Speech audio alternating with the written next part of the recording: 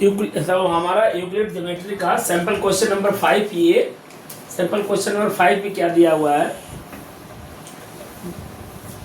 John is of same age age Mohan. Mohan Ram is also of the same age of Mohan. State the Euclid axiom the illustrate the relative age of the John और राम के बीच में relative as को बताना हमको क्या है, कौन सा एक्सियम है. इसमें क्वेश्चन पढ़ के इसके बाद हम निकालेंगे कि कौन सा एक्सियम हमारा है. तो हमारा फर्स्ट, सेकंड, थर्ड, फोर्थ चारों एक्सियम दिया हुआ है. तो पहले इसका हम इक्वेशन बना लेते हैं. John's is of the same age of Mohan. कहा जा रहा है इसमें जॉन्स और मोहन का सेम एज है. तो जॉन्स इक्वल टू मोहन तो लिख सकते हैं भाई. John's is of the same age of Mohan. John's equal to Mohan लिख सकते हैं. फिर आगे हम चलते हैं.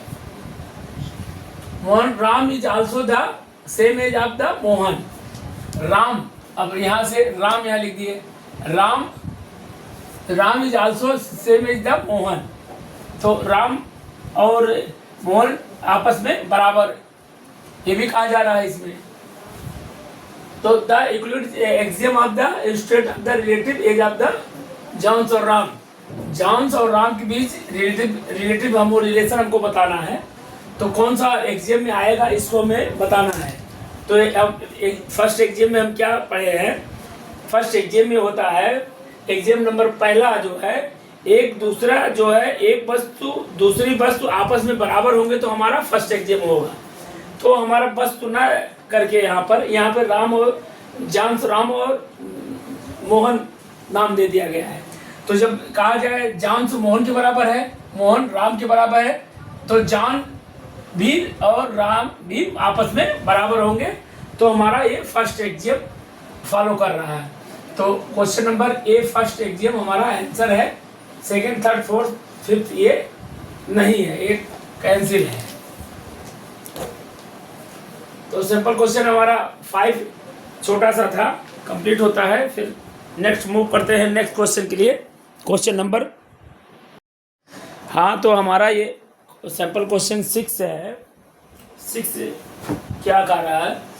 If a straight line falling on two straight line make the interior angle on the same side of it whose sum 120, then the two straight line is the prodigy infinitely meet on the which of the sum of the angle is. तो हमें इस ABCD में MCQ में बताना है कि क्या है इसमें हमारा आंसर क्या सही है. तो हम पहले फिगर बना लेते हैं, इसको समझने की कोशिश करते हैं. ये हमारा एक्सियम का ये पांचवा रूल है. हमारा एक्सियम का 5वां रूल है. ये 5वें रूल में क्या था हमारा? जैसे 2 स्ट्रेट लाइन दिया था और उस पर एक स्ट्रेट लाइन इस पर फॉलिंग कर रही है, गिर रही है. थोड़ा सा इसका मुंह और डाउन होगा यहाँ से. ये 2 स्ट्रेट लाइन है आपस में, ये हमारा गिर रहा है, फॉलिंग कर रहा है इस पर. इसका मुंह थोड़ा सा खुला रहेगा, ये इस तरह आएगा, ये इस तरह आएगा. अब इस पर कहा जा रहा है कि इधर हमारा जो इधर बनेगा लेस देन बनेगा, इधर मोर देन बनेगा, इधर लेस देन हो जाएगा. लेस देन 120 है, 120 डिग्री. ये भी लेस देन 120 हो गया. और यहाँ मोर देन हो गया,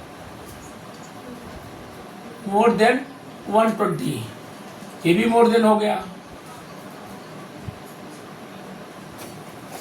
तो हमारे यहाँ 180 हम रूल में हम पढ़े थे, एक्सियम के रूल में, जो पांचवें पास्टुलेट के रूल में हम पढ़े थे, जो 180 पढ़े थे.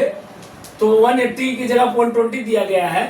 तो इसमें अब कहा जा रहा है कि straight line to 2 straight line पे एक स्ट्रेट लाइन फॉल कर रही है, उस सम 120 है. 2 straight line is produced infinity meet on which the sum of the angle. तो ये आपस में जब मिलेंगे, ये यहाँ से सीधा आपस में मिल जाएंगे, तो इज इक्वल टू 180 होना चाहिए यहाँ पर, लेकिन 180 ना होकर वहाँ पर इज इक्वल टू 120 होगा। ये विकल्प सी सही है हमारा।